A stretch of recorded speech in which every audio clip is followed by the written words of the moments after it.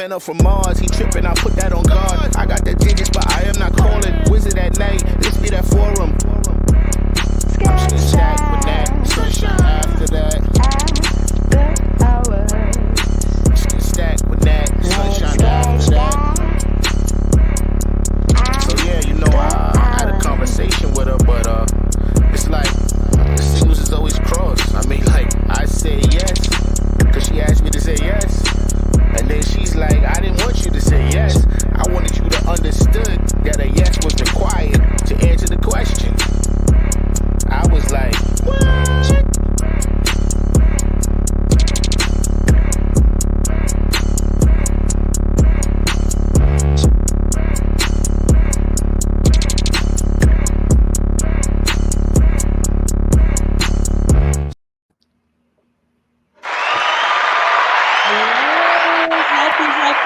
Happy Hump Day, everybody. Welcome to The Spot, the Stack After Hours Spot. I am your host, Natalie Cosby, and we are the show for grown folk talk. Tonight, we are doing the flip. Last week, we had such an intense conversation about what is feminine energy with our all male panel. We're flipping it today. We are doing what is masculine energy, her point of view. So, y'all get ready, get your cocktails and those fingertips loose because we want to hear your questions and comments in the chat. Because here at SAA, we keep it what? Lit and enlightening. So tonight, let's bring in my male co-host, Mr. Malik Kam. Come on, Malik. I'm so happy to have you. I've never had you're always on the show.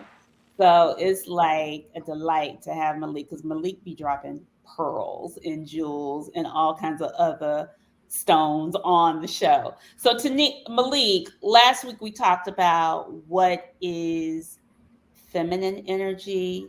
What has been like the thing as a man? What are the examples that you have seen growing up as how you define masculine energy? What defines you as a man in your earlier years? Well, I think what defines me today is very different than maybe what defined me 20 years ago. I think when I was younger, there were a lot of toxic traits that I wanted to embody, because you grew up in the 90s. So you see like the drug dealers, the hustlers, the tough guys. So I think when I was younger, my masculine energy was more defined by aggression and a great deal of alpha energy. And as I got older, it has become more reflective and restraint, to just take the time to really vet out a situation, think it through, use my intellect rather than just my physical presence to kind of dominate a situation. So I always say like there's somebody in our lives that kind of set a foundation for us. And who was that person, especially when it came to relationships, like that father figure or whoever it was? And what did you admire and what did you were like, I want to be that? Well, it was really my grandfather, my father's father, and my Hmm. uncle, my mother's brother. And they Okay. were night and day. Like my grandfather was married to my grandmother. They had 6 children. My father was one of the 6. And they had a very beautiful life together. They lived in Marcy Projects. They raised their 6 children. Everyone kind of went on to be somewhat successful. And then my uncle was kind of like a rolling stone. He was like a 5%er when they were first, fledgling organization. He was going in and out of jail. He was kind of running up and down the streets. So I kind of admired both of them for different reasons. Hmm. But as I got older, I realized the flaws in both of their ways of life. What was the flaw with your grandfather? I feel like my grandfather wasn't ambitious enough. Like, I don't know, as a grown man, would I want to have 6 children in the projects? Mm. You know what I mean? I don't know if I would Hmm. have wanted to. And I don't know, if that's me being a toxic man to say like, oh, he should have got a house for his wife and his children to have more space for them or provide better opportunities and more safety. And then as I got older and I became a father, when I saw a lot of my uncle's traits of like being a womanizer, sometimes selling poison to the community, I said like, this is not really what a man who cares about his community and is spreading compassion and humility and dignity to the community and integrity. This is not kind of what that man stands for either. So it's kind of like I was in the middle of both schools of thought. Hmm. Yeah. I thought about this. I was thinking about this with who was my masculine? Clearly, it was my father, and he was a provider as a father. I don't know how emotionally available he was. So when I look at like how I've been choosing throughout my years, especially in my 20s and 30s, and even possibly early 40s, I was choosing really highly intelligent men who were not emotionally available.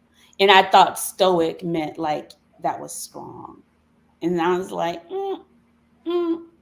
But they were probably really successful in what they did. And I thought ambition was important. But the other qualities, once I got in the relationship, they fell short because I was just like, oh, this is what they do. So I feel like I do believe like we become what we see, or we attract, not become, but we attract what we see, or we start to take on characters even unconsciously. Yeah, I mean, men are taught not to cry. We're taught to be tough. So it's like you don't want to, it's kind of like you don't want to be that guy that cries or shows sensitivity, because being emotional or sensitive is just almost kind of blanket categorized as weakness. And I think no man wants to be ever perceived But as. why is crying being weak, Malik? Really? I just the way society deems it. Because I y'all see are guys cry. sensitive as hell. Men are sensitive. Y'all Yes, but I sensitive. feel Y'all like think you I'm could getting more only sensitive cry than you. as a Huh? man. You could cry 2 times in your life.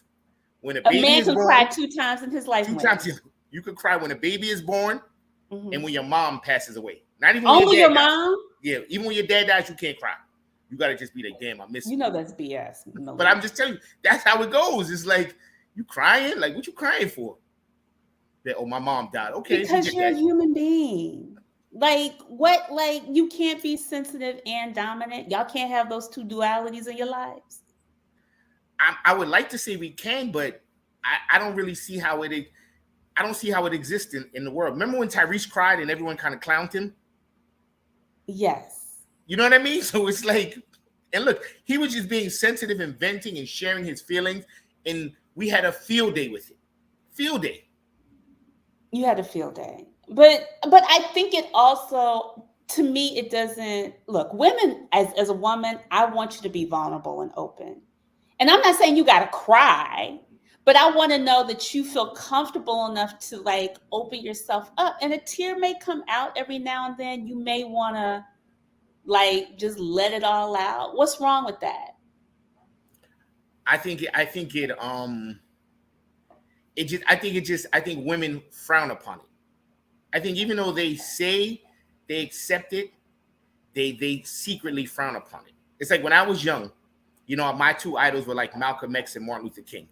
And as a kid, I was like, man, why Martin is like a sucker? He's not fighting bad. Wait! I mean, Martin that's what Luther I King thought. was a sucker? That's as a child, that's what I thought. I was like, he's not fighting back. Malik. I'm just He's a telling you what I sucker. honestly thought as a kid. Because you're taught, your parents teach you to defend yourself. Right. So I'm like, okay, he's getting hit in the face, he's getting hosed, they might be smacking Coretta, and he's not doing anything. But He's just black like, people were under attack. I mean, we were also being lynched. That's a whole nother topic. no, But but I'm just saying, my but that's from thing a is, it's point of just like being peaceful. It was like you had to be almost invisible to be seen. To be but I guess I'm being saying from a point peaceful. of masculinity, that kind of marred his masculinity in my mind. Quiet Storm had a great question. She said, "Are what is it? Empathy, vulnerability, sensibility, etc., are considered masculine traits? Do Yes. you consider those masculine traits?" Well, she said they consider less. Yes, I do. You consider them, I'm sorry, less masculine traits. Yes, I Wow. guess if a guy was empathetic, vulnerable, and sensible around me, I would Uh-huh. start playing Ralph Tresvant sensitivity. You I are would. shady. I would. That's shady as hell. So I would just be looking like, word, like you sad about that But dog? I think, sometimes I think that like hiding, suppressing those traits, isn't it hard? Like y'all was saying, we need to code switch. Can y'all code switch and give us that when you walk into the household? Like the sensibility, the vulnerability, the empathy. I think, of course, I think most men want to give that. But I feel like we believe, or we've been trained to believe, it won't be received well. So we mask it. Okay. Okay.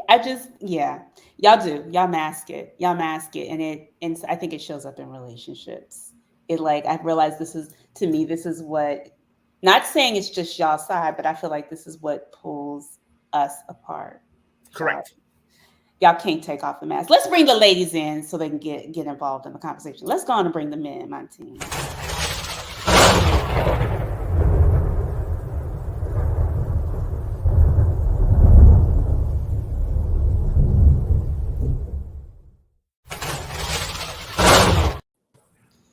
Ooh, I'm doing rough. Look at all these pretty, fine young ladies are here. Well, I'm gonna say next to Malik is our fashionista. She's also usually my co-host, and my other right hand, Miss Sunshine. Hey, say hey, Sunshine. Anthea Jeffrey. Next, we have B Joy. She brings us joy. She's our voice. I always call her the voice of reason, child. She brings us grounds us. Memphis keeps us in place. Hey, B Joy. And then next, call her Dr. Tanera Matthews, since everybody's calling themselves Doctor. Live from Houston, Miss Tanera Matthews. And then finally, my yoga sister, my girl, naked yoga goddess, Kimberly Baker Sam. Hey, everybody. So let's continue this conversation. Ladies, I want to go back to the question I asked Malik earlier. What was your first experience, or who set the frame? What was the relationship with your father or father figure in your early years? Who set the stage for that, and what was that relationship like? Tanera, I'm gonna go ahead and start with you because you're shaking your head. Yeah. So, I really think so. It was my dad. I grew up with both my parents. They're still together, and my dad spoiled the crap out of me. I mean, I tell people all the time, I'm pretty spoiled. And I don't really think it's bad in most respect, because I think it gives me the confidence that I have. And sometimes that can make me independent, and sometimes it can make me, very needy. So there's two sides to it. But I do think my dad catered to me as his daughter. But I also saw that what he gave me, he didn't give my mom. So he treated his daughter one way and his wife a different way. And I think sometimes what happens in those scenarios is we then leave the house and we're looking for those traits, but then we get treated like my mom was treated. So I always is that a subconscious training? I feel like that's a subconscious training. Like, our daddies may put us on a pedestal, but what we see is something different. Maybe. I mean, and I think it works both ways. I definitely think I treat my sons very different than I treated my husband or someone that I'm dating. So I do think those things happen, but when you're young, you don't understand those differences. So it does begin to shape who you are and what you look for. Kim, what about you? Yes, it was also my dad. He was my dad was in the military. So, the traditional, my dad was traditional to the core when it comes to masculinity, as far as opening the doors, providing, going out to work. And just like Tanera, I was the apple of his eye and catered to me, but was very different with my mom. And seeing that dynamic, I think that it conditioned me. It programmed me, but with my children, I definitely have broke a lot of those generational curses, and have progressed in my motherhood. But I love the way my father, treated me and made me feel special. My dad wanted beautiful women all around him. So my sister, my mom, all of us. It was, yes, get your nails done. get your hair done, put some makeup on, eyeshadow. Yes, that looks good. And when he went out and looked good, he wanted the women around him to look good. So there was never this shade as far as like, oh, why do you guys have to do this to your hair and all get dressed up? No, he wants the heels. And he was the type of masculine man that would drop you off in front of the venue because you are in the heels. It wasn't, do you need to get dropped off? No, it was. He was all about the chivalry and the production. It's like, girl, don't be coming out looking crazy. You better give me I'm gonna be chivalrous, but you better be looking like you put it all together. I love it. Okay. All right. B Joy. My parenting situation is a hodgepodge. I had a biological father who I did not figure out was my biological father until I was 30. Wow. I had a man whose name was on my birth certificate who I thought was my biological father. Girl. Until I got a little older and started asking questions after my mother passed away. And then I had a stepfather who raised me from like 7 till, well into adulthood until he passed away. So my closest relationship was with my stepfather, but step parents don't tend to parent like real parents because it's always like a little respectful barrier. You know what I mean? So you don't talk to your stepkids like you would your real kids. But he was a very nice man. He was an extremely manly stand-up guy. I think he's more the model of what I like. He's like a man's man. Men respect him. Just a cool ass dude. Like, everybody liked to be around him. So I think that's what I like. But I do think though that other situation has shown up and as I date. I figured it out when I went to counseling one time, and the counselor asked me to come back the next session and tell him like the different phases of my life. And as I told the stories, I was like, well, from 19 to 27, I was with this guy. And then from this age to this age, I was with that guy. And he asked me at the end, why do you tell your life in periods of men? Like I didn't realize it as I was doing it, but like the phases of my life were defined by the people I dated. So I think I was like attaching myself to people too heavily. And that was such a big part of my identity. Probably still is. I'm just kind of undoing all that and figuring it out. But yeah, so I think maybe something with that, I haven't figured it completely out yet, like how it shows up for me, but I know it's complicated. You know what, BJ? That's an interesting concept because I think I probably do the same thing. Tell the stories, the phases of my life based on who I was with. It sounds absolutely crazy, but I know I'm not saying what you said is crazy, but I totally identify with what you're saying. We'll talk a little bit more about that because I obviously we hold so much value to y'all, Malik. Anthea, what about you, babe? So one of the things I wanted to say, and can you guys hear me well? Yes. Okay, so one of the things I wanted to say that Malik kind of said is, once a man cries, we consider them weak, but I feel the same with women as well too. Oh Lord. I'm equal across the board. I do associate crying with weakness, and that's a terrible thing to associate crying with, because crying could also be something good. But in terms of my father's situation, I did grow up with both parents in the household, and I always say I think I would have preferred if I grew up with just my mom. And okay. Yeah, and I say that to say, I mean, when I started kind of writing down the answer to the question of describe your father's relationship with you, one of the things that Tanera just said was that he treated her like a queen. And I got treated like a queen for him because he was trying to either spite somebody that maybe stood up to him. So I was taught from an early age, if you stay quiet, you get all the rewards of the father's relationship. That's interesting.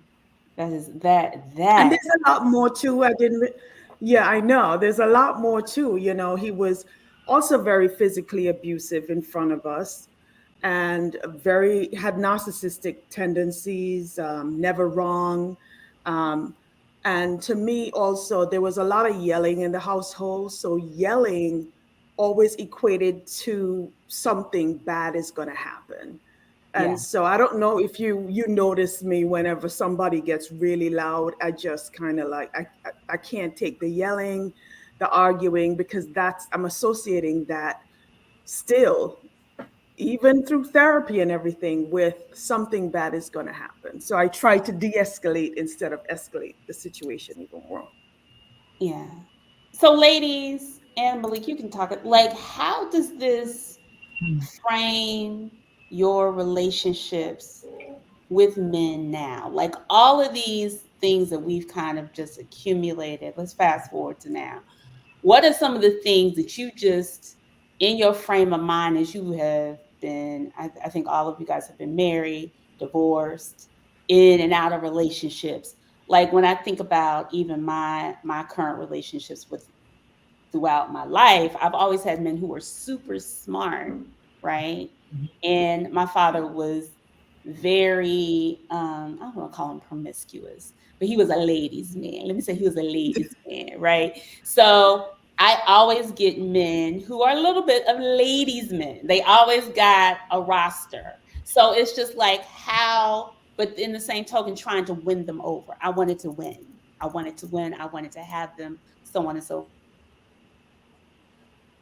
I mean, I wanted to also ask the ladies something. If if everyone noticed that there was a common theme in what everyone said, and everyone kind of tied masculinity into their father catering to their ego and their specific needs, being Well, I spoiled, don't think giving that out was the attention. question, though. No, but I mean, Was like, that the but I mean, question? like, when they said what their father did, everyone in some way or another kind of said, "My dad gave me everything I wanted." So is that subconsciously No, shape how I you don't. define masculine energy? I don't think so. I think you're summarizing it incorrectly. I think the question was, can we describe our relationships with our fathers? And I'm not sure that we're tying that into what masculinity means. My understanding was it was the begin. What was our beginning understanding of masculinity? How it was beginning. It was impressed upon us. And as children, little girls, guess what? You're gonna get what you want. You're gonna get catered to. And I know for myself, the way my dad, and becoming a grown ass woman, the way my father treated me as a little girl, as his daughter, and the way he treated his wife was completely different. He didn't cater to Yes. my mother. He did not. No, but I guess my question is, like, you said your dad would get you the makeup, heels, nails done, hair done. When you're dating now, most women I tend to meet expect, a guy to pay for that on occasion, or to get their hair and nails done. Most women expect to be spoiled on dates. So do you think that upbringing maybe bled into, like Natalie was asking, your current expectations from a man? Malik, I'll answer that. Absolutely, yes. I want to be spoiled just like I was when I was a kid. I want a man who adores me, lusts for me, loves me, respects me all at the same time so that I can make love to him every night. So it's not, clearly it's not like your dad relationship, but I think a man who wants peace in his house should cater to his woman in a man way, in a manly way. My dad was not feminine in any way. His love did not come across weak or any of those things. And so when I look to a man, I do think that's his role. I do think men should love and cater to their women just as much as I believe a woman should cater to a man. Again, I try to make sure that I'm keeping it in perspective. But yeah, I'll say this. If a man's not really catering to my emotional needs and I'm not feeling as if I'm his queen, we're probably not going to stay together. But It's an emotional and spiritual, mental spoiling, not necessarily not financial. Like Okay. when you mentioned the pan, that I don't really relate to that as much. But I had a graduation party here last weekend, and I had outdoor furniture, tables, stuff going on. At the end of the party, I looked up and, my stuff was put up because those are heavy things and stuff like that. I love a man that looks around and says, I'm not going to have my woman out here pulling outdoor furniture and tables and things of that sort. I want a man to kind of step up and know how to take burdens off of me so that I then take burdens off of him. And so when we talk about spoiling from our dad, I think it is just showing us what a man should do. A woman shouldn't have to walk from the back of the parking lot in heels, to go to an event. You should drop her off and open the door. Those things to me are just normalcies in my perspective. Yeah, I agree, Tanera. But in my case, it's totally very different as growing up. So I'd never want a man to treat me like how my father did, just FYI. Right. And the other thing is that I realized earlier on in life is like when someone is nice to me, I became shocked, right? Because my expectation as a little girl was that men are mean and they're not nice, and you have to be scared of them or whatever. And whenever they were nice to me, I was like, oh my God, this guy was so nice to me. So that became a shock. I mean, of course, I'm a grown woman right now. I know difference between right and wrong, good and bad. And yes, Tanera, it's great when you have someone in your life that could, I wouldn't even call it spoil. I would just call it like doing the natural things that people do. And, opening the car doors for you, I think is natural. I just feel like once you're gelling well with someone, that things like picking up the putting some gas in your car, Malik. This is yours, Malik. When it's winter time, is something really nice. Yeah. Mm-hmm. I don't want to just keep jumping in, but I do want to say one thing that is not manly is a very narrow mind frame. For when a woman is explaining scenarios and you can only hear the scenario in which she's presenting it. And so I think when we talk about a man being a man and a woman being a woman, I think last week when the men are on the panel, they want peace. And I've heard for many years, men basically, want their woman to be sexual in some respect. Let's not, make that taboo of a conversation. So when I say men meeting the needs of a woman in order for a woman can meet the needs of a man, if I just narrow it down to one scenario, I hate when men can't broaden their mind to think of the big picture. So I'm just throwing in real quick what I don't think is masculine. But and I want to add that transactional relationships is not something that I want. And I wasn't talking, I didn't talk about my father in that way to describe a transactional relationship. And it's interesting that you would pull out a financial aspect or financial perspective to my story, because my story and what I was remembering from my father is his joy and pleasure in some of the things that are criticized so heavily by men now in 21st century in regards to our hair, our nails, our eyelashes, makeup, things like that. My father came from a perspective that those things are beautiful, whether I go out and I pay for them with my job or he pays for them. That's not the point. The point is it's a joy, and I get pleasure from the organic joy of a man wanting to do certain things for me. And then I, in turn, respond in love and in kind. And that's the type of relationship that I'm looking for and that I want. Not a transactional one, not about money, not about sex. No. I mean, to correct you, I didn't think you were speaking financially. I thought it was an emotional transactional relationship. Like, because he likes these things, he makes sure these things are provided. So is he doing it because he loves you guys, or is he doing it because it pleases him? Because some Both. men also use that as a form of control. I like Both. my lady with her hair done. I like her with her nails done. I like her in heels. That's what you said. So Both. am I doing that because that's what I like or brings you joy?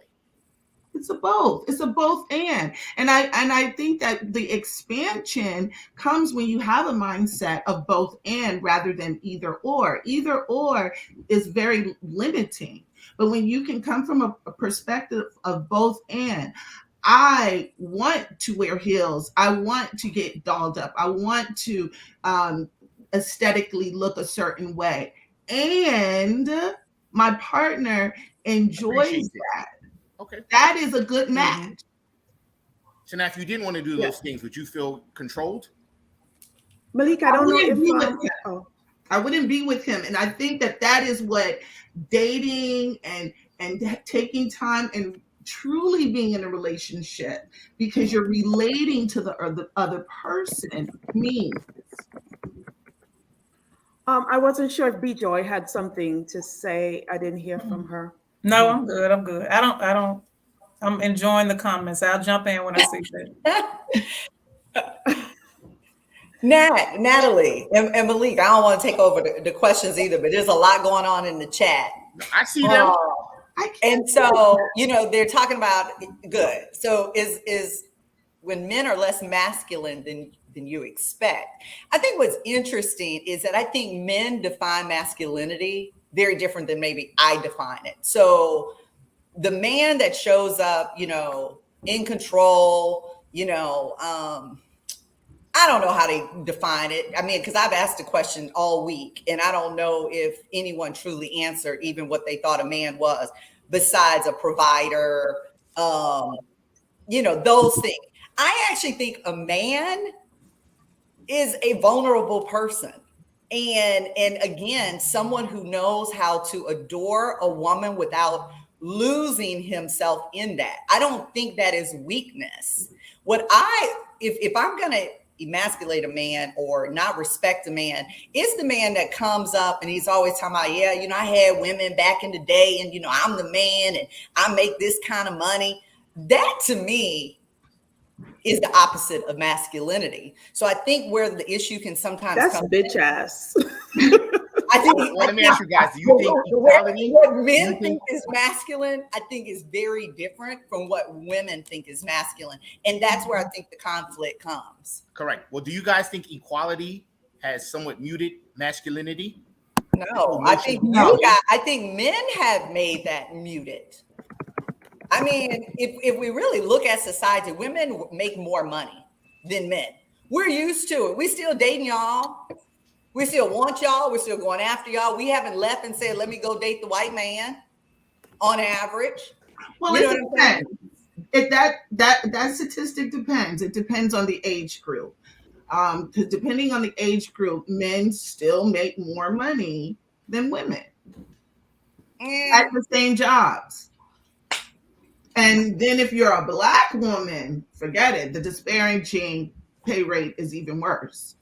So, but I think that's why you remove money. And I think that it's a certain maturity or lack of maturity that causes you to lead with something that is outside of yourself and not inside of yourself. Mm-hmm. So for me, masculinity comes from within myself. I subscribe to the laws of the universe. And in the laws of the universe, there's law of gender. We all have masculine and feminine traits. Some parts of us are larger than other parts of us. And that's because we find more comfort in parts of it. It's how we're conditioned, how we're programmed in our society, and how we have trauma. Some men are dealing with mother wounds. They're dealing with daddy issues. It always shows up with, women, but oftentimes there are deep mother wounds, and they're trying to relate femininity and masculinity to something that they've never even experienced. So for me, I can distinguish my femininity and what it is, and I research it, I read up on it, I understand it even more. I'm intuitively connected to it. I meditate and feel it. And when I need to bring my femininity out, I do. Same with my masculinity. My masculinity is useful. I don't deem it as bad. I don't look at what people say about having masculinity as a woman as something that I shouldn't have. I love my masculine side. It helps me to do a lot. And I like men that have that same energy, law of attraction. So I'm putting that out there, and I'm attracting exactly what I desire and what I want. And so that's how I believe, and it has always worked well in what I like in a man, bringing me what I want. Yeah. So the question is, I'm sorry, I can't see everyone's face, so I'm not sure who's talking or getting ready to talk. But the question actually asks, if you find a man less masculine, what is less masculine? Like, that person needs to figure out, for me personally, what do they mean by less masculine? Because my less masculine could be very different from someone else's less masculine, right? And so they didn't describe that. So they just think that there is this overall paintbrush of what masculine is and what feminine is. I may think, first of all, if a guy is the typical definition, vulnerable, soft, into their feelings or whatever, I think that's actually masculine and very masculine of that man to feel confident enough to display those traits. So I personally don't think, what less masculine means to that person is the same for me. I have no problems if the guy want to tell me my lipstick is cute versus they want to lick the lipstick off my lips. Yes. Okay. So let me ask the ladies this: we're on a first date. We're on the line to get in the club. I accidentally cut somebody in the line, punches me in the face, knocks me clean out. What? Does that diminish my masculinity in your mind? I wouldn't be dating you. Did you say you accidentally cut them in line, or you did we going into a spot. We going to a spot to hang. I like cut some guy in the line. You know. Typically, when you see like a guy and a girl on a date, it might be a pack of guys just out to have fun. I kind of bump this guy. He gets rowdy with me and knocks me out. Did you accidentally cut him in line? It was an accident, but he still whipped me out. No, I wouldn't respect you any less. I would. You can't always be the strongest man in the room. Come on now. Exactly. Now, if you wouldn't pick the fight, if you were being macho, and then I would look at you like you were real stupid. But no, if you accidentally did it and you just happen to lose that fight, then no.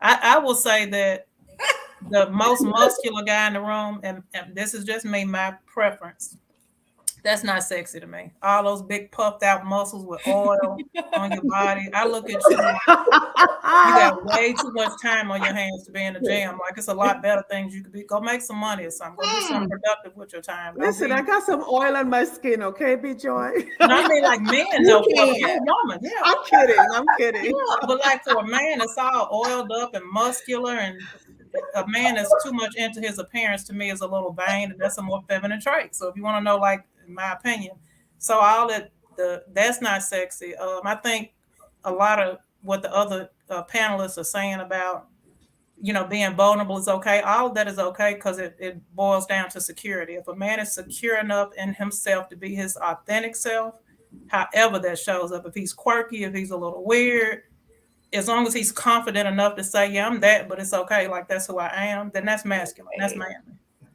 And what if I was in a fight and I got knocked out or, scratched up? Like, shit happens. And I would not think any less of him. I would help him. I would probably be videotaping. I might jump in. Girl star. But as a protector, I would feel as far as like with the law for court to sue, because I'm a lawyer type of girl. I'm not a fighter. I like to get my attorney involved. So that's number one. Right. I don't even think but I mean, you guys spoke about protection and provision. Malik, let's back up. First date, if you're taking me to a club, I don't care what happens. I mean, like a lounge. Let's say a lounge restaurant, and you know those. Oh, okay. Have, like, That scenario. I don't mean like a quote unquote club, but you know, you go into like a little lounge where you run into some dudes that's gonna fight you from an accidental bump. I just, my brain just got messed up completely. But again, stuff happens. You know what I'm saying? You know, I still expect a man to be a man. I know men don't. I don't want to be disrespected. You know, if a man disrespects me in front of my man, I would expect him not to necessarily fight, but to calm the scenario down, calm me down, whatever the best tactic is. I mean, if it goes there, you know, I'm with Kim. I mean, I'll probably jump in myself. I don't know if I do the attorney thing, but I think life happens. But the first date at the club over 50, that was just a little rough. Well, I meant like a lounge. A lounge. Okay. Like this. Again, when I was in Houston and I went to Lucille's, yes, it was like a little altercation. It was a bunch of graduations and like people like, oh, we were waiting, you know, like it was like that kind of scenario. Oh, that's a restaurant though that plays a little music. Yeah, you know what I mean, like that kind of. Not like. Okay, I'm with it. But I'm just saying, I just feel like men have so many embedded narratives in our head of what it is to be masculine. So it's like you ladies were already talking about you're making more than us now. So there goes provision. So we might provide a spiritual, emotional, or mental provision, but financially we might not be able to do that. Then if the protector category gets dinged, we are kind of hanging on by a thread. So Malik, there was one question in the chat that asks, what trait did you consider masculine in the past, but as you get older, you like less and less? And I like that question because I think in the past, okay, so I grew up in the Caribbean, and, you know, in the Caribbean, we're like, you know, the man just takes a club, hit you over your head and drags you, and you're his girlfriend, right? So I grew up in a little bit of caveman kind of attitude around me. And so, you know, as I get older, you know, you realize that men do have feelings as well. It's not to be frowned upon. They are human. They're not robots. They're not just there to provide sexual pleasure. They actually can provide love, care, understanding, and feelings, right? So those things to me become very, even more masculine for me than what the typical people who has described them to be feminine. Yeah. Yes. For me, it's emotional fragility. Like, oh, it used to be so cute, like in my 20s, to see a man wild out, and now, if you are emotionally fragile as a man, you can't you don't know how to process your emotions on a complex level other than anger, rage, and violence. That is just not cute. Let's throw fights and throw fists and things like that. It's not cute. Not cute at all. I love a man that can speak peace, talk about love, be creative, have enough freedom to have intellectual expression and peace like that. So emotional fragility is not masculine. It's not attractive. You said it's not being emotionally fragile? Correct. It is not attractive. If you if you're fragile and at your emotions.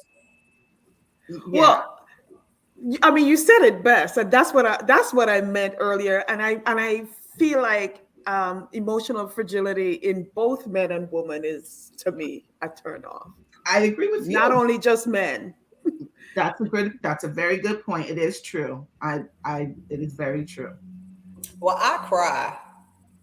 No, I cry too. I cry too. I don't consider myself weak in those moments. No, it's not about crying. It's just no resilience. Yeah. No. It's the damsel. Like all those tropes. It speaks to the mindset of an individual when they don't have emotional Control. Fragility. Resilience, emotional resilience. The other thing Yeah, I is agree with that. sometimes crying can also be manipulative as well, and I've seen that happen a lot of times. Everything can be manipulative. Being nice Okay. can be Absolutely, manipulative.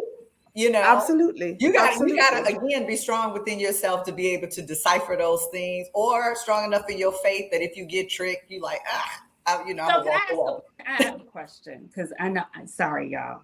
No, it's your show, Natalie. So I know we were talking about emotional fragility and so on and so forth. I don't know if Anthony, I don't know if you guys talked about the dominant and the submissive masculinity No, we did not. yet. So That's a trigger word, Natalie. well, but I know it, but there You know that's gonna trigger a man. and Malik, I'm going to have you speak to this. I think there are such things as submissive masculine men. I love them. And so some of the qualities were they're open to, they listen, they're a little bit more willing to care for you, they allow you to make the decisions and not make them, but if you are an empowering, we have a lot of A-type personality women, especially now that we're working and so on and so forth. It's like you allow them to kind of take over the household, make certain decisions, so on and so forth. They're also they may be easily swayed.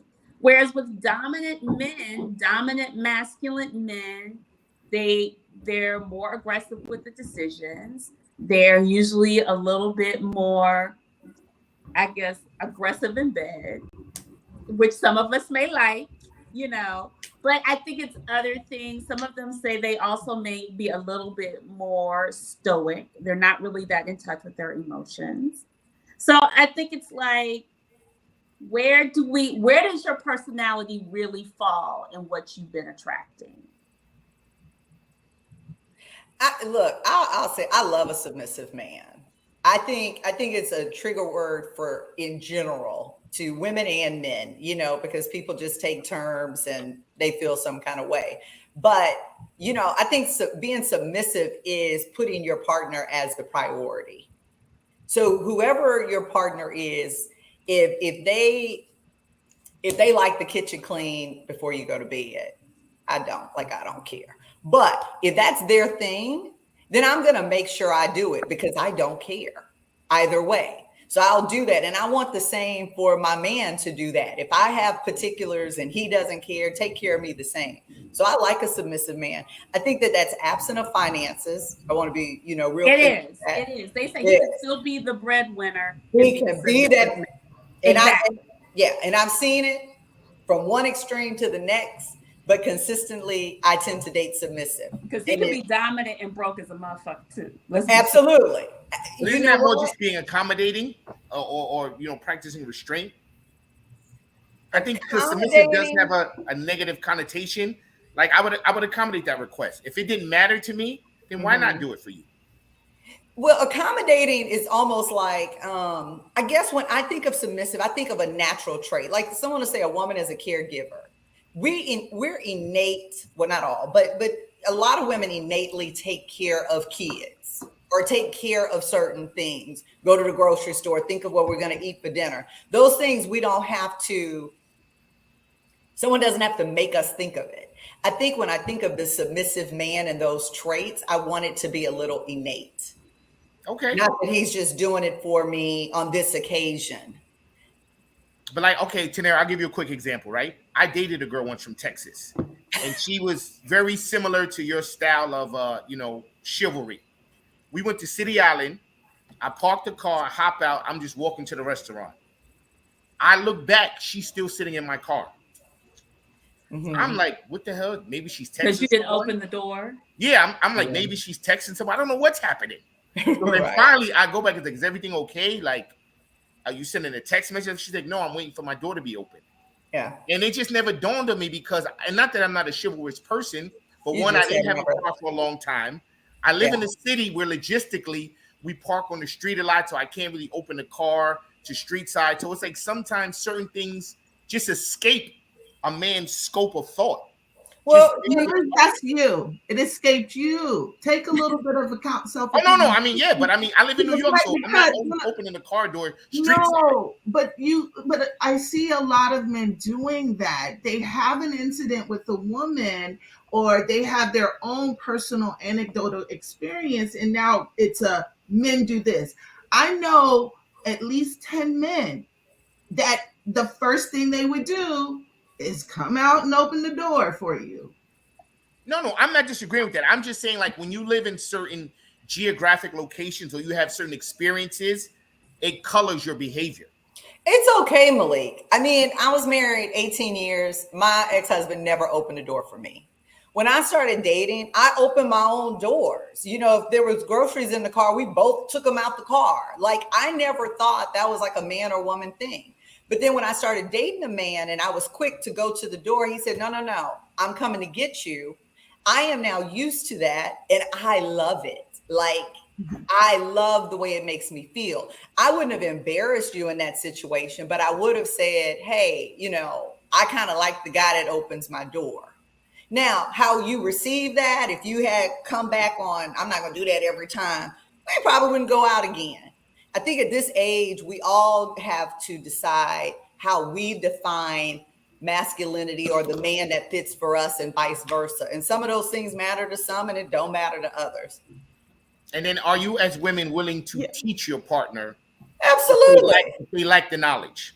Absolutely. Are you as men willing to receive it? Because some men are like, I'm not your child. I think I am, because I'm going to be honest. When she did that, I was like, I never thought of it. Like, my mom never had a car. I was never really in a car till I was in my 20s. It never even dawned on me. It was really something it just never dawned on me. See, that's very important what you said, Tanera, because are you a teachable human being? Because if you're not a teachable person, to say, oh, a woman should teach me. No, that's not true. And the truth of the matter is, if you're not teachable with the woman, you're probably not teachable at your job. You probably prefer reading textbooks. You probably prefer to learn on your own. You probably did not like group work and as a kid in class. And so to be really self-reflective and self-accountable for that, it would make you say, oh, I'm glad I found that out early. I can. No, trust me, it up my game like 100%. I love it. I'm saying, but I really didn't know beforehand. But there's no perfect way to be. There's no formula to be a perfect man. And that's something I've learned the older I get, that it's really about getting to know people based on your experiences and based on what you want to do, and if you want to share that with them or not, and then let them go or stay. Because I married dominant. It's very difficult. So those ladies who prefer dominant, B-Joy, what is your choice? I'm attracted to dominant, but I would love a sensitive side, some open-mindedness. You know, I don't want a caveman. That's sexy, but it's not what you want to live with. You don't like him leading with the club. That's sexy though. Maybe after 10 p.m., but the rest of the day, no. So, you hope as we age, we get a little balance and nobody's all the way one way or the other. I agree. Yeah. I agree. I'm wondering also if why do we describe certain characteristics or certain functions as being more submissive than the other? And maybe I'm just thinking about, maybe my masculine and feminine way of thinking is overlapping each other.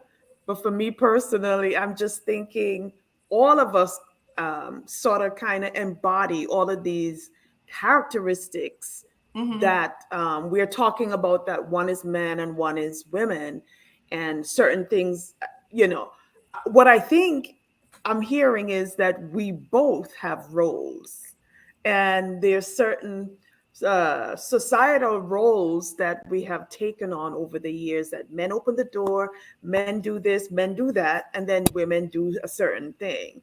And whenever we kind of have a man in a situation that is doing the things that normally is put aside for women, we characterize that as feminine. And to me, I don't, because listen, my last relationship, long-term relationship that I was in, he washed the clothes, did all the laundry. I couldn't even touch the laundry. And those are the things that typically you hear is what women are supposed to do. Now, personally, me personally, I like being domesticated. People are like, what? You? I'm like, yes, I do like being domesticated. So for me, that role does not bother me, but it So may wait a minute. bother some of the I'm gonna people. challenge you on that, Sunshine. Yes, thank you, Natalie. I'm going because you say you want to be a princess. Thank you, Natalie. Then you want to be domesticated. You can't be the. No, you I can't didn't. be the No. Hold on. You can't be the domesticated. I never said I wanted to be and- domesticated. I never said I wanted to be. I said I prefer that. So and Sunshine, and I think it's not. I think the ladies are not saying when a man does that makes feminine no stuff. sense. I think no. I think they're saying when a man does non-masculine stuff, like if we get a flat tire, do you expect me to change it, or are you gonna hop out and change it? You're gonna change it, or we're gonna call AAA. Well, no, I'm asking Sunshine because if I'm cooking, that means she changing the tire. That's the role. That's the role. That is. But if we role switching that we roles and I'm doing laundry, are you gonna hop out and get the tire? But can I just tell you I had a real world experience with the tire getting flat, and the guy that I was with didn't know how to change a tire. I had to get out and change it for him or show him how to do it. And now did that turn you off again? No. No, you know, no, but he seriously didn't know. Yeah, So that's the same thing with you not knowing how to open the door. You didn't look at him as less like. There's certain things that are life skills. Like I have two sons and two daughters. I'm raising them with life skills. Certain things that now, because women can have access to money, men can have access to money, power, but I'm teaching them how to be able to have a good life and advocate for their adulthood. So if that means my daughter does not want to change a tire or my son doesn't, they have access to AAA. They know how to have a job, to have money in their account, so they can have access to AAA. So these ideas, this old stereotypical like roles are really limiting life skills that can make being an adult much better if you learn them. If you learn to cook really well, that's good for you, whether you are a man or a woman. But Kim, I mean, most chefs are men. We've all lived single. That's true. If you've lived single, you have to have male and female traits. I'm single. I can cut my yard. I know how to edge. I got all the tools. I just changed my cabinet hooks. I can do whatever. And I expect a man to know how to wash his clothes, clean the kitchen, scrub the floor. But at the end of the day, when you come together, when we come together and somebody breaks in the house, and this has happened, and my man say, "Oh shit, you come with me." That's perplexing. I'm gonna be like, Tanera, this is your house. You got that? I mean, I was just kind of, I'm like, I know, like, we both gonna get killed. I thought maybe I'd live, but I went. And I said, now, you to know me, what? that is not masculine. That is not masculine. Just because you're a man, it doesn't mean you're not scared. We were both scared. What if that's what I'm saying? You both were scared. What if you hide together? How would you feel if y'all hid together I said we need to prepare better. Just you know what I'm saying? We need to prepare so y'all can take that scenario. At the end of the day, there's certain gender roles. Like Cynthia said, even I don't want to investigate. You knew how to but I have to investigate. What if my manhood would not allow me to not investigate? And I wouldn't want to. I'm being very honest. I wouldn't want to. I could not be laying up in this woman's house, boning her every night. It's a bump in the night, and I'm like, oh shit, baby, you heard that?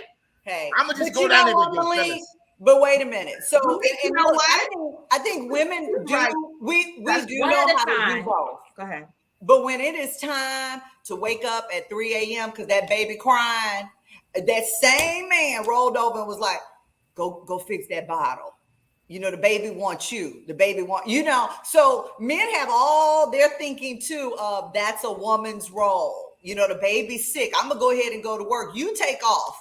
You know, the baby prefer you. So sometimes I say we still live in a society where they're innate things. I look at kids, and that's how I determine like how women think naturally, how boys think naturally. And as we go through trauma and life experiences and things that we just have to do in life, we begin to take on other traits. But that doesn't mean that it's naturally who we are and how God made us. Yeah, exactly. If a man comes in the damn closet with me hiding from a burglar, I would be like, get your punk ass outside. We were together. And I just we were together. I would be the girl. I I was switching to my feminine role. We were scared. I was like, we both scared. To my credit, I'm gonna be like Sunshine. You got on oil. You gonna slip off the robber. You stay in the front. That is hilarious. That innate I'm thing. out. That's what I'm saying. Like it's like so now. Joy. I wanted to turn back to you really quickly because I noticed even though you were joking. Real quick, just in regards to what Malik said. My son, he's 6'5", and I asked him if someone broke in here right now, would you want to step up? And he said, I just have to do it. I would just have to. So, you know, there is something to what you just said about. It's like, damn it, I don't want to do this. I know it's going to go left. But Kim, does it because he's 6'5", does he like, I can take him?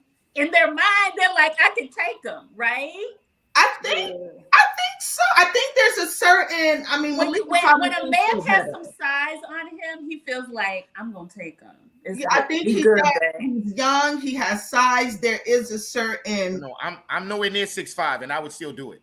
Okay. I would still. Go ahead, BJ. Go ahead, Malik. So BJ, I wanted to ask you this because this is something I always think about too, and I wonder if this ties into masculinity for women. When you said you want like a caveman after 10, right? Dude, and I know you were joking, so I don't want to hold you to your words. Oh no, she ain't. But like women tie in a man's sexual prowess to his masculinity because it's like sometimes you hear comments like, I don't want a little boy in the bed, I want a man with experience. And in my mind, experience only comes with being a dirty dick nigga. You got to be dirty dick. Okay, you got to be banging a lot of girls. Dirty what? Who are you hearing these? Those are like, conversations when y'all think y'all are being masculine. That is a narrative that exists. Women do say they want a man with experience, right? No, not experience. No. That's not the word. I don't know. I don't think I've ever said that word. Haven't heard that word. Well, like you want an experienced partner. You don't want a novice or a virgin. You want someone that kind of knows what they're doing, right? You want somebody to make you feel something. Personally. I don't. The experience. Okay, so if you don't want a virgin, right? How would I acquire my skill set? Through practice, trial and error. Or I'm reading books. I'm reading the Kama Sutra. How am I getting better? Y'all ask me, how am I getting better at this? Okay, honestly, I think you get better in long-term relationships. I don't think you get better banging a bunch of different chicks. Well, I mean, you get better for your partner, but I mean, overall. No, you get better. You get better because you are more vulnerable when you're comfortable with someone. So you try different things and you do things you wouldn't normally do. Maybe that's just women. I don't know. Maybe men go out and do the nasty stuff with the one night stand. I don't know. You tend to get practice and experience as you're comfortable. So I think that comes from long-term relationships. So it can be one long term. It doesn't have to be like you've been with a lot of people. I don't assume somebody's been with a lot of people because they're good at something. Okay, or even if they've been with a lot of people, I don't particularly care as long as they're clean now.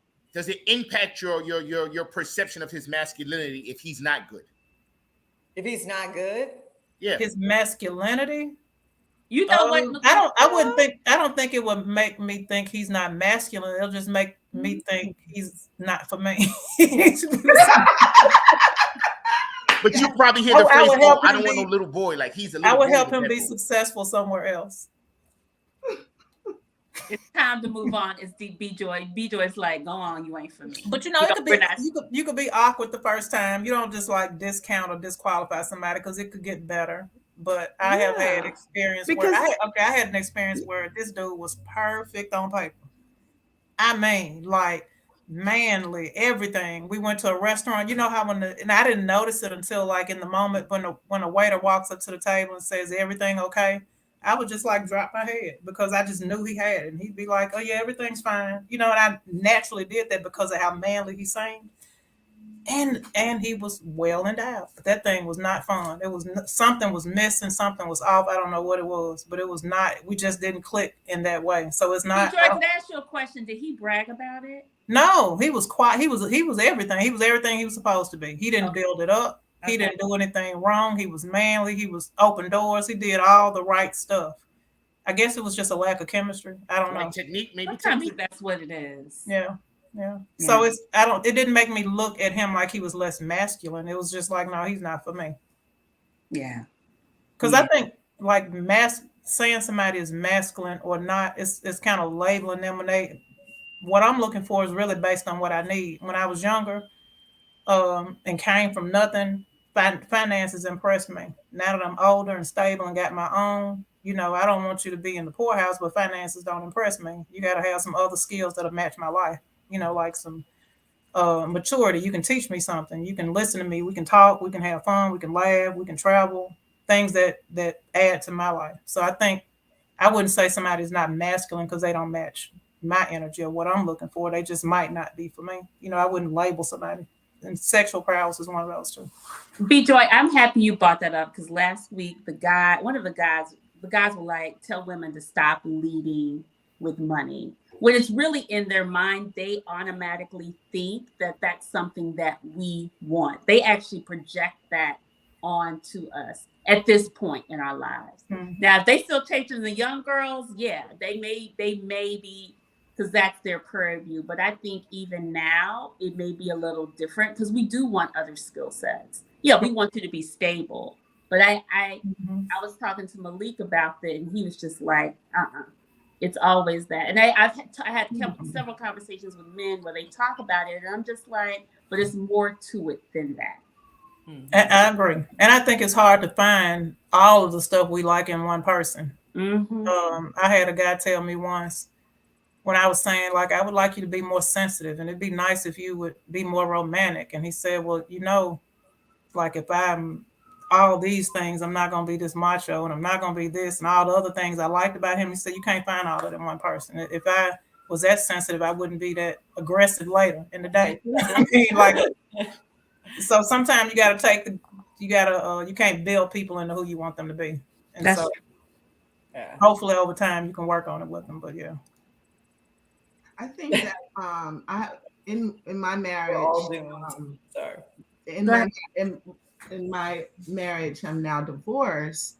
The dominant, submissive, that sort of role, very, very, this is what you do. The man provides and works, stay home and take care of the children. Was very difficult. It wasn't very sustainable in this day and age in this society. It's just a very hard and very challenging and difficult life to sustain for years and years and years. In our grandparents, in my grandparents' time, in my mother's time, it was a little bit different. And that's why they raised me as a wife. I was raised as a wife. There's certain things that and Natalie, you're shaking your head because especially being from the South, you know what I'm talking about. There's just certain things that we celebrated. My mom, the aunts just went around and circled girls around in a way that we just did certain things and felt that is what you're supposed to do. And for me, it was religious based. It was a help meet. A wife is a help meet to help her husband meet everything that he needs to do in his life. When you start to desire, and when I started to desire more in my life and different things from my ex, that's when we started to butt heads, because that 22-year-old girl was not the 42-year-old woman. And for me, divorce was just a really great way for me to be free and to start over and to reframe my mind in a way where it wasn't conditioned by my mother, conditioned by my father, conditioned by old beliefs, but it was coming from this new place of what I like and what will sustain me. And then if I match a partner like that, wonderful. Yeah, Kim, it sounds like your value was really held in being a wife before anything. Yeah. And I think a lot of women, to this day, their value is held in being, not all, but a lot of women are still we're in that battle between who we are in our professional and private lives and and how do we, whatever, whether I don't want to call it the pick me, but that just conforming to whatever so we can be picked. So knowing that you were able to have that moment of discovering yourself is important. Yes, my dad would say things to me like, I'm so glad you are staying at home with your children and you're not out there working. Why would he say that? Why? What was, did you ask him why was that so important? I mean, I understand why it was important, but yeah, how did you feel for him, a woman was more valuable at home with her children, taking care of the house, cooking, cleaning. So that's what it meant to be raised a wife, that you would help your husband. You would help your husband meet everything that he needed to do to provide for you and your children. It's biblical. I'm not against that. I don't operate that way. I'm not against it. But I lived in Europe for a couple of years. And when I lived there, everything closed at 5. When I say everything, the gas station. So they believed in family time. So at 5 o'clock, everyone goes home, meaning the grocery store is closed, the bank is closed. So if you got to return stuff, all those errands we as Americans do after 5 after work, you can't do it. So it forced one person to stay home and for you to live a simple life. And to me, it was just peaceful. It was almost, like you say, a little more biblical. It just worked as a unit, as a family unit. I think in America, we just have done things a certain way for so long that we've normalized it. And we've gotten so far from it that we had these conversations and we're battling. And again, someone made a comment at 50, we should know how to define masculinity and femininity. I think we know how to define it for ourselves. But I think all these terms in life is subjective. You know, what's a good mom? What's a good father? What's a good employee? All those things have subjectivity. And I think at 50, we know that. And that's why we don't sit here and say, this is what a man is. I think that's what a 15-year-old would do. Exactly. So, I think that the more you are aware and you have knowledge and experience and different ways of looking at things, you realize you can only determine what works for you and try to find that mate. I think that's a great question. I think that's a great segue into this question, Tanera. Like, what at this age, what are you guys now in a man? What are you looking for? What do you need at this point?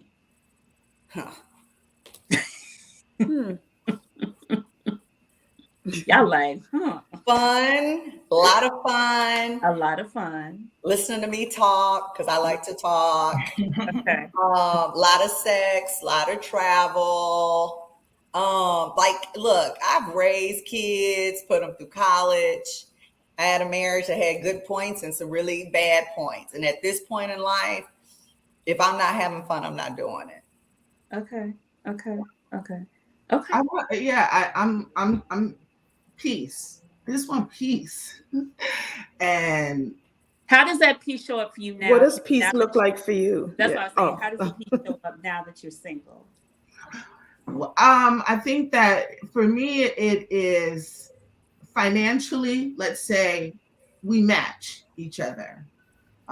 It's not this pride in struggling, at 50 or about to be 50. I don't want to struggle. I'm not struggling, and I'm not going to be with someone who is financially struggled. I do expect your credit score. I expect for you to have learned something to have a proper credit score, and not because you're a man or because I'm an elitist or whatever other label we want to say, but because I know the pleasures and benefits from being able to say, let's just catch a flight. I want to have that sexy kind of adventure. Let's just catch a flight. So yes, I want you to have Where you live, Kim? a passport. Huh? Where you at? I'm in New York. Okay. So you're financially secure on your own. So you can catch that flight, you can feed yourself the fancy meals, you can do all of that solo, right? Exactly. And you want him to be able to do it with you. Right. Now, does he have to match you, or does he have to also accommodate you as well? Or both? If he chooses to accommodate me, it is not my requirement. Okay. Oh. As long as he can go with you. So as long as he can roll with you. So if you said, let's catch a flight, and I was like, I'm going to be there on the bus 4 hours later. You cool with that? Malik, you keep moving the goalposts. That's a good question. If you enjoy my company, right? Like B-Joy's in Memphis. Malik, you are not.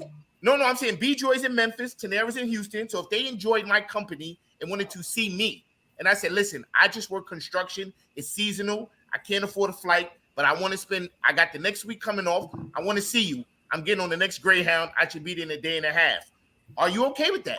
Is he, Malik, let me ask Malik, are you texting me that, or are you sending me a telegram? Because it's his. We on the phone talking. Okay, you got a phone. You do have a phone. I got a phone. Okay, and you are a 50-year-old man, and your only way is your only transportation. You're 50 to 55, and your only transportation. I mean, you might have a car, but you don't want to drive close. Like, put like this. Because I live by Coney Island, I see a lot of older seasonal workers here. And I know during the off season, they struggling. Now, maybe they made bad life choices or whatever, but I know a lot of them don't got it to take flights willy-nilly. I'm not saying take a flight willy-nilly. Understand? We can you take the bus and be there 4 hours later? We can plan for a trip. That's not a problem. But I don't think it would be sustainable over a long period of time if we have our finances are so disparaging. I mean, I agree. I will say this. In my younger years, I dated a wealthy girl. Like, her family was she was wealthy. And we took 2 trips. We went to Grand Cayman, then we went to Turks and Caicos, and then her birthday came up. And she lived in Baltimore. She lived in like Columbia, Maryland. I remember I took the bus down there. And I'm so bad that I took the bus, then I took a cab to the airport to have her pick me up. How old were you?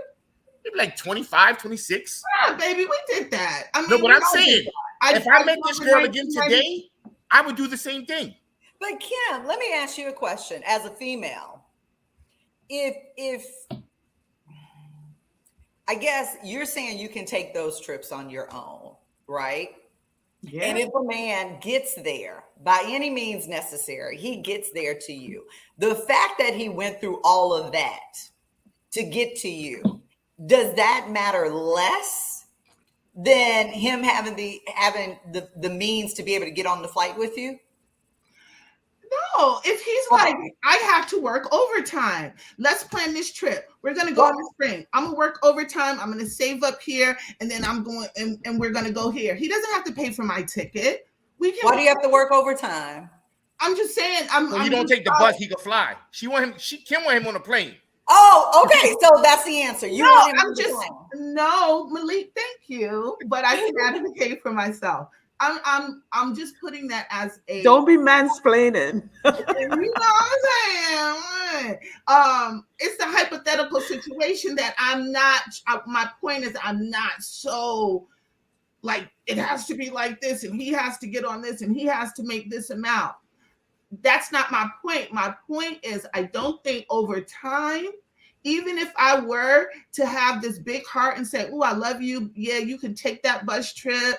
Mm-hmm. Over time, for myself personally, that will not be sustainable. I have children. I have responsibilities. I hope, and I hate to even put this in the universe, But I would hope that man that would be willing to do that, and we all are close to 50s or we're in our 50s, in 5-7 years, we don't get sick and we housebound, and that same man come to take care of us. Some of those intangibles. I guess for me at this age, it's about the intangibles. There was a time when I was young that I'm trying to build wealth because I want to, have a house, leave something for my kids and all of that kind of stuff. And I think men and women should build their empire to this point. And at this point, what you have built is for you. If you want to take that trip and he can't go take it.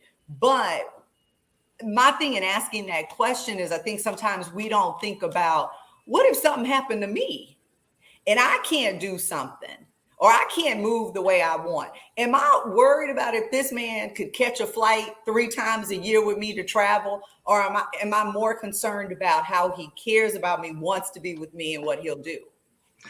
Nothing is black and white. There are certainly more nuances and dynamics that go into the relationship over time and love. Like, we have to know that, especially being mature and over 50 or close to it. Facts. Will I date the bus driver? It could happen. My point is, it is not. I love how you say it with your pause, with your hesitancy. It could happen. But it's not sustainable when you have made yourself used to a certain lifestyle to all of a sudden say, "Oh, honey, I'm going to help you with your rap career." Oh God, Malik. Wait, I'm sorry, but Malik is like that. No. That's a big thing in the 90s. No, Malik, you are so freaking talented. No, I'm kidding, Kim. I'm playing with Malik. But Malik, this is a question for Malik and all the men who are watching. That's hilarious. No. I want the men to really ask this. Will you date a woman that y'all say y'all can't afford, and why? Me personally, I would not, because as Kim so eloquently said, it's not sustainable. Like, I dated a girl, like you see them Bola gas stations all over the city. I dated a girl who was a part of that family. She was just at a different price point for everything. So I might could do one date at One Oak or Towels or STKs or Peter Luger's, but I could not sustain it. It's like there was a time in my life where I could not afford Ubers. I was a train guy. Now I'm at a stage where I have a car and an Uber is nothing to me. So there's levels. So as much as I liked her and enjoyed her, I just could not sustain the things she wanted to do. What made you think that she wanted you to sustain a lifestyle even remotely close to her when she can afford it? Well, not necessarily because she would say like, was it your wait, hold on. Was it your pride and your thinking of what masculinity is that kept you thinking you couldn't get to her? I'm going to be honest with you. I think it was a combination of the two. As a man, I would like to provide for the lady I'm dating. And then she would just wake up we might wake up living in Brooklyn and all kind of being middle class and say, hey, let's go to Prospect Park for the day and have a picnic. She wake up and be, hey, you want to go to Vegas this weekend? My cousins are going out there. And I'm like, Vegas. I know I don't have a flight. I got bus ticket money for Vegas. I don't got flight money for Vegas. Then when we come back from Vegas, she's like, babe, damn, you know what? We should go to Puerto Rico next month. I love it out there. Like, but did she expect you?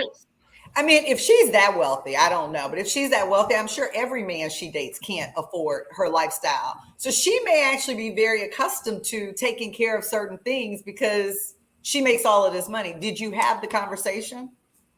I mean, we kind of like parted ways because, again, I guess my insecurity as a man, I would never say like, you didn't have a conversation.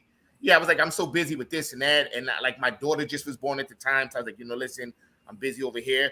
And it was really, I didn't feel comfortable enough to share with her that I wasn't on her financial level. Oh, so I think 100% your masculinity. I think she met me at an event and she made an assumption based on that event. We were all at the same financial level. It was like some we're sharper than that. She knew the next conversation and the one after that, when she was hanging with you, she knew you weren't. Yeah, I mean, I would say back then I was lying a bit, so she didn't know fully. Like, she didn't know where you live. Oh, wow, Malik. I mean, that's what guys do. That's what guys do. Huh? How old were you? maybe like last year. 30, yeah, maybe no, like maybe like 30s, like 30s. But it was like she was like, "Where do you live?" I think I said Soho or something, you know. And I had a pretty decent car, so like the car kind of, you know, and I would go to the certain hot spot. So she probably felt I wasn't as wealthy as her, but she felt it was comparable. She probably thought I was upper middle class or maybe even tipping the scale of wealth when I'm just like middle class. And I could keep it up for a couple of months. But I think, as Kim said, it was not sustainable in the long haul because I went broke. It may not have even been her. Her sister, her cousin, her mama was telling her to test you. Tell that boy we going to Vegas this weekend and this, because they knew you were lying. And at this age, men who lead with money, it's a red flag. What do you say, Kim? Not masculine. At this age, men who lead with money, it's a red flag. It's an immediate red flag. But see, Kim, sometimes it's not even leading with money. It's just hearing you talk and understanding that where your financial level is. Be you. You know what I mean? So if I hear you talking about certain things and trips you're taking and the girls want to hear, guys, the wheels already start churning in our minds. There we go.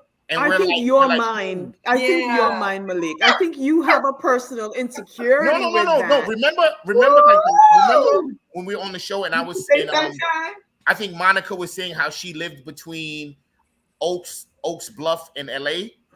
We kind of, the guys collectively started thinking like, wow, she must travel back and forth a lot, which requires some level Malik, of. you got to call Dr. I think you issues going on. I don't, you know what? I kind of, I think men, but I don't think it's just Malik. I think a lot of men think like that. A lot of men with insecurities. Yes, it's some trauma, some insecurities. No, but I think it's just logistics. Like if I hear you go out to eat 3 or 4 times a week. Lying is not logistics. Well, no, I'm saying that's just me being a kid and being immature. But I'm saying as a grown man. You're in your 30s. Yeah, but I mean, you know, age doesn't dictate maturity. It's when you grow. That's true. So now that I'm older, I don't lie about anything. I have no need to. But I'm saying, like, if I meet a woman and she eats out 3 to 4 times a week, right? Like I have a good friend of mine. He's a doorman. He's dating a girl that works at Sirius XM. She's an executive. She eats out 3 to 4 times a week. I'm kind of telling him, like, bro, you have to be prepared to take this woman out at least 2 of those 3 or 4 times. He doesn't have the budget to do that. So now, does that make him less of a man?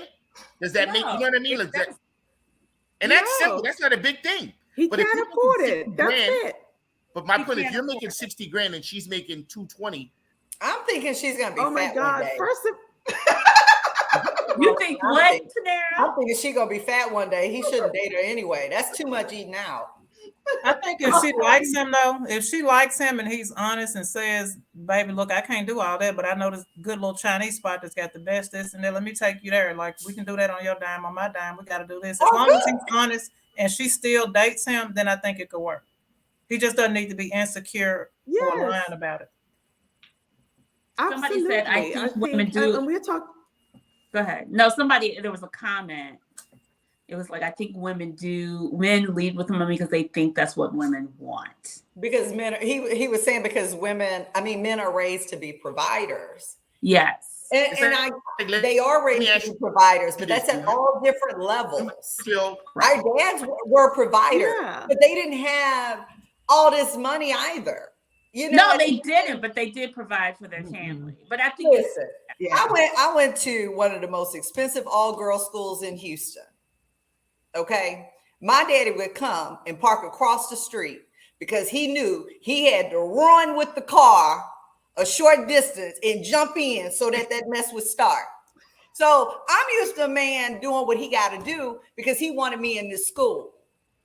You know what I'm saying? So I don't respect a man that just has money. Like what you doing? What kind of man are you with that? Is my thing. You know, where are your priorities in this scenario? If your priorities are straight, then cool. Because I've dated men with money. Like, what does that mean at the end of the day? What does it really mean? Yeah. I want to get back to that question as mature because we're about out of time. And so B Joy, we can go back to B Joy. What are you looking for now?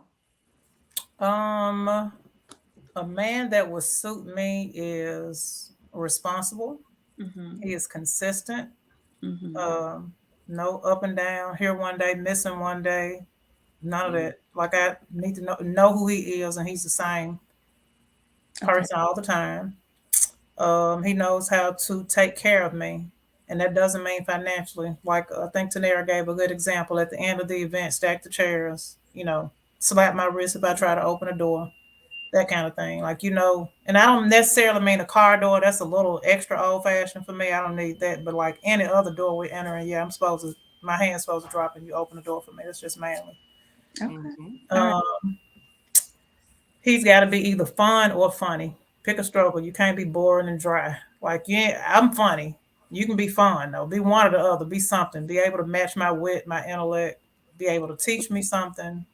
I have a pretty big personality. I'm not loud at all, but I got a big personality, and I don't want to overpower my mate. So he needs to have some strength in him, and it doesn't have to be like loud kind of strength, but some kind of strength where I can feel like I can cower in his presence, and I don't want to outmatch my mate.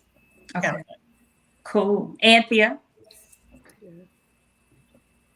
Yeah, I think a combination of what everybody said, but I think at the top of the list for me, I gotta respect you, and you gotta make me laugh. I love laughing, and I like light humor all the time. Not all the time, but it's really fun and light to just be in a peaceful relationship. And peace to me means somebody that, first of all, I'm not gonna check your phone to see who you're texting. I'm not going out in the night to see this and that. Somebody that brings me that kind of anxiety is somebody that's not for me. I need to laugh, I need to trust you, and I need to feel safe. I love it. I have one more question for you guys. When is it okay for them to pull your coattails? When is it okay for a man to pull your coattails? What does that mean? I was just about to say, is that like criticize you? Check you. It could be. It depends on how you. When is it okay? For me, I want you to. I'm messing up. Please tell me. I don't want to be an idiot in the room. If you see me doing something and you constructive criticism, yeah. I mean, for me, I'm a gentle soul, and I prefer it's not what you say, it's how you say it. I don't necessarily want a political man or a diplomatic man. I want him to be able to confidently express himself, but be able to express himself in a way that he knows that he's talking to me. He doesn't just have to make his point or say what he got to say, but there is a sense of, I would love me to receive it. And he doesn't necessarily coddle or cater to that, but that is a consideration and kindness that he gives me. Okay. All right. Tanera, when is it okay? I think I'm aware of who I am. Okay. And, I can be a lot at times, needy, talk too much, strong mind or strong will. So I don't mind a man saying, hey, that's enough. Like we're gonna change this up a little bit. Cause I need that. And as long as I trust that you have my best interest and you love me, and at the end of the day, you still trying to, make me better, even at this age, I think it's fine. I mean, I don't want a controlling man that's just checking me for no reason. It's just to be mutual respect. All right. It's actually sexy. It is. Mm-hmm. I agree with that. I think it's sexy when a man can I don't necessarily say check you, but kind of be like, help you be reflective of who you're being. Right. Yeah. Right. Okay. Maybe a little bit of a bit, a B, but it's okay. I hear you, babe. I hear you. Yes, I hear you. So he should say like, don't make me hurt my hand again, girl. No? We just don't become Ike. How about that? No Ike Turner. Okay. Nobody here is dating Ike Turner.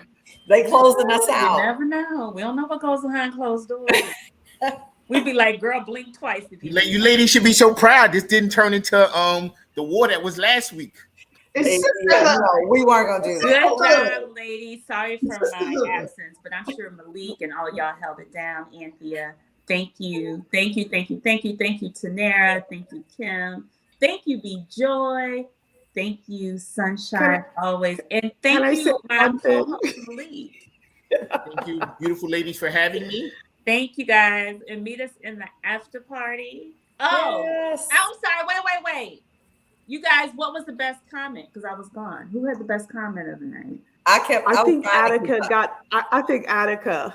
I'll give it to Attica. We got to see. What was Attica's comment? I can't repeat it, but I think that comment stuck with me the whole night. He said, if the man is stuck in the closet with you because they hiding from a burglar. Oh, you can put your pinky finger. I saw that. I did see that. All right, Attica, we will be sending you a gift card. See But you guys next. Attica is confirming what masculinity is. I'm sorry. He's confirming what he defines as masculine. So I need all men, when a burglar comes in, go get him and leave the woman in the closet. Just as a final thought, really quick, I think the one thing I know for me is I think masculinity is comprehensive. It's you bringing whatever qualities you have, whether they are empathy, strength, dominance. If you are whatever you see as yourself, and I think we all have them, but when it comes to men, it's something that is comprehensive. Martin Luther King is not a punk, but you can also bring Malcolm X and Huey Newton too, and an intellect. So, and the brother who can rub my back. So I love this conversation. I've been loving these conversations around our points of view of how we view each other. I think they're extremely strong, and I have learned a lot from both conversations. Thank you, everybody. We'll see you guys next week. We have one more show. After party. And coming to the after party, and this conversation will continue. Take care, everybody. Bye.